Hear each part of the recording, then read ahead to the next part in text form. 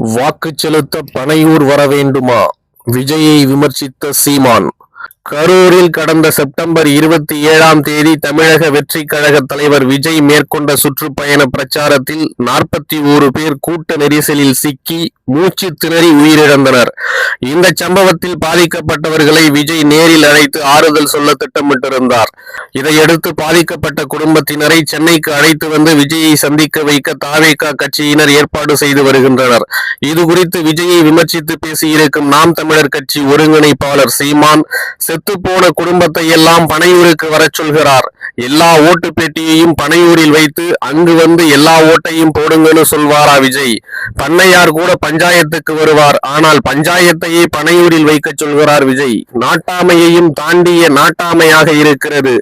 விஜயை நோக்கி சில கேள்விகளைத்தான் கேட்டேன். உடனே எதிர்க்கிறேன் என சொல்லிவிட்டார்கள். அவர்கள் அவ்வளவு பெரிய ஆளெல்லாம் இல்லை.